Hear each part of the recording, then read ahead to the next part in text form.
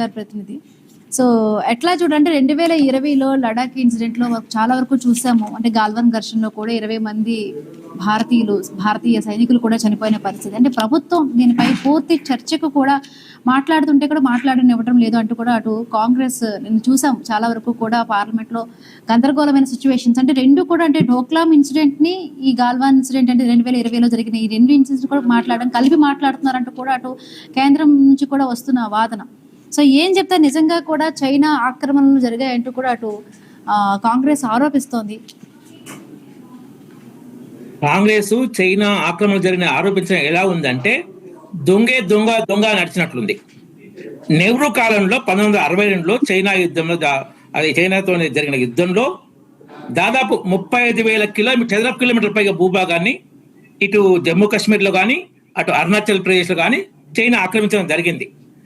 ఆ విషయం జరిగింది ద్రోహం దేశానికి నెహ్రూ పీరియడ్ లో. ఆయన ఏదో నోబెల్ శాంతి ప్రైజ్ ఇప్పుడు ట్రంప్ ఆశించినట్టు నోబెల్ శాంతి బహుమతి కోసం పంచసూత్ర అని హిందీ చీని బాయి అని దేశ రక్షణకు చర్యలు తీసుకోకపోతే అప్పుడు ఎవరైతే సైన్యాధిపతి ఉండో తిమ్మయ్య గారు రాజీనామా చేశారు 1959లో. రాజీనామా అంటే ఫస్ట్ టైం ఏంటంటే మన దేశానికి మెన్ అండ్ మెటీరియల్ ఇంత కావాలని లిస్ట్ ఇచ్చాడు. ఇస్తే అప్పుడు డిఫెన్స్ మినిస్టర్ కృష్ణ మీద ఏంటంటే is American agent, is alarmist, is warmonger అని విమర్శిస్తాడు. ఎవరిని? మన ఆర్మీ చీఫ్ తిమ్మయ్య గారిని, గొప్ప దేశభక్తుడు. అప్పుడు ఆయన రాజీనామా చేశాడు. నన్ను ఇట్లా అంటాడా అని. అప్పుడు నెహ్రూ పిలిపించి ఏం జరిగింది, ఎందుకు రాజీనామా చేశారంటే డిఫెన్స్ మినిస్టర్ గారు నన్ను వార్మాంగర్ అని, అలారమిస్ట్ అని, అమెరికన్ ఏజెంట్ అంటే అట్లా అన్నాడా? నేను ఆయన తీసుకుంటా తీసుకుంటా అవసరం వస్తే క్షమాపణ చెప్పిస్తానని మీరైతే విత్డ్రా చేసుకుని మీ రాజీనామాని నెహ్రూ గారు రిక్వెస్ట్ చేస్తే ఒక ప్రధానమంత్రి గారు రిక్వెస్ట్ చేశారని తిమ్మయ్య గారు రాజీనామా విత్డ్రా చేసుకున్నాక పబ్లిక్ గా మళ్ళీ నెహ్రూ తిమ్మయ్య గారిని విమర్శించారు. ఒక సైనికుడికి ఎందుకంటే టెన్షన్, పాలసీ డెసిషన్ మేమే తీసుకుంటాం కానీ మళ్ళీ ఒకసారి రాజీనామా చేయలేక 61లో రిటైర్ అయినప్పుడు తిమ్మయ్య గారు ఆయన రిటైర్మెంట్ చెప్పారు. Only God can save you from Chinese bullets. Thimmaiah గారు తన రిటైర్మెంట్ అని చెప్పారు. హిమాలయం రండర్ బై బ్రిగేడియర్ జేపీ దావి, ఏ బ్రిగేడియర్ అయితే ఆ యుద్ధంలో పాల్గొన్నాడో చైనా వాళ్ళు అరెస్ట్ చేసి తీసుకుపోయారు. ఆ బ్రిగేడియర్ రాసిన బుక్ లో స్పష్టంగా ఇవన్నీ ఉన్నాయి.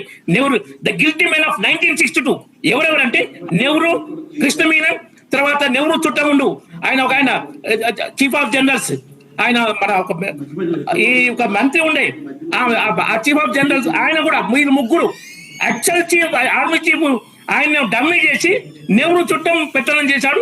దేశం ఓడిపోయింది. అప్పుడు చేసింది అది జరిగింది. 35,000 చదరపు కిలోమీటర్ల భూమి. దీన్ని ఒక ఓపీ త్యాగి అని ఒక సీనియర్ లీడరు నెహ్రూని అడిగాడు, అంత భూమి పోయింది కదా మనది అంటే నెహ్రూ ఏమన్నాడంటే ఆ భూమిలో ఇంత గడ్డి కూడా మొలవదు, ఎందుకు పనికిరాదు అంటే పార్లమెంట్ చర్చ. అప్పుడు ఆయన అడిగారు త్యాగి గారు, మరి మీ నెత్తి మీద ఒక ఎంట్రుక కూడా లేదు కదా, మీ తల మీద ఒక ఎంట్రుక లేదు, మీ తల కూడా ఎందుకు పనికిరాదు అన్నాడు పార్లమెంట్ లో నెహ్రూను. ఈ సిగ్గుతో ప్రవర్తించుకున్న ఎవరు? ఈ తప్పులు చేసిన వీళ్ళు ఒక్క చదరపు గజం కూడా మోడీ ప్రభుత్వ కాలంలో చైనా ఆక్యుపై చేసుకోలేదు. Doklam is tri junction.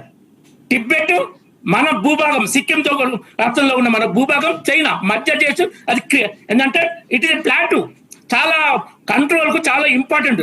Doklam విషయంలో సిక్కింకు, మన భూటాన్ కు చైనాకు 2 ఒప్పందాలు జరిగినాయి. మనం ఇక్కడ నిర్మాణాలు చేసుకోవద్దు ఉండొచ్చని. దాన్ని ఉల్లంఘిస్తూ 2017లో చైనా సైన్యం అక్కడ గోడ కట్టడానికి వస్తే మన సైన్యం వెళ్ళి వాళ్ళని ఆపడం జరిగింది. గోడ కట్టకుండా ఆపడం జరిగింది. దాని మీద అప్పుడు యాక్చువల్ గా ఏంటంటే చెప్పేది ఏంటంటే అప్పుడు డిఫెన్స్ మినిస్టర్ రాజ్నాథ్ సింగ్ వాళ్ళు కానే కాదు డిఫెన్స్ మినిస్టర్. అప్పుడు డిఫెన్స్ మినిస్టర్ మన గోవా ముఖ్యమంత్రి మనోహర్ పరికర్ గారా, అరుణ్ జైట్లీ గారు, రాజ్నాథ్ సింగ్ గారు అప్పుడు డిఫెన్స్ మినిస్టర్ కాదు, పచ్చబద్దాలు మాట్లాడుతారు వీళ్ళు. తర్వాత రాజ్నాథ్ సింగ్ గారు 2017లో రాజ్నాథ్ సింగ్ గారు డిఫెన్స్ మినిస్టర్ కాదు. అప్పుడు ఇంకోటి కూడా ఆ బుక్ లో రాసింది కూడా వారు ఏంటంటే అవి లోకల్ స్టే ఇన్సిడెంట్ విషయంలో గవర్నమెంట్ కి ఇన్ఫర్మేషన్ ఉండదు, సైనికులకు ఇన్ఫర్మేషన్ ఉంటది. ఆ పరిస్థితిని బట్టి మీరు ఏ నిర్ణయం తీసుకోవాలి గవర్నమెంట్ నుంచి ఆర్డర్ పోయింది. అందులో తప్పే ఉంది. దేశానికి సంబంధించిన విషయాలు, రక్షణకు సంబంధించిన విషయాలు స్పీకర్ అనుమతి ఫుల్ లేకుండా ఏ ఆధారం లేని ఏదో ఒక మ్యాగజైన్ లో కార్వాన్ మ్యాగజైన్ వచ్చిందని దాన్ని ఇంత ఘోరం పార్లమెంట్ లో రాజకీయ లాభి కోసం రాష్ట్రపతి ఉపన్యాసం ధన్యవాదాలు చెప్పిన తీర్మానంలో మాట్లాడాల్సిపోయి ఇక దేశద్రోహ కార్యక్రమం ఇది చేస్తున్న రాహుల్ గాంధీ. ఇంకొకటి జరిగింది ఇవాళ అక్కడ బిట్టు అనే బీజేపీ ఇంతమంది Congress youth Congress all India president ఉండే ఆయన పార్లమెంట్ లోకి వెళ్తుంటే ఇగో మా ట్రయేటర్ ఫ్రెండ్ వచ్చిండు అని వెటకారంగా మాట్లాడిండు ఎవరు రాహుల్ గాంధీ. అట్లంటే ఊరుకుంటే నువ్వు దేశద్రోహి అంటే రాహుల్ గాంధీని ఆ బిట్టుగా ఎంపీ.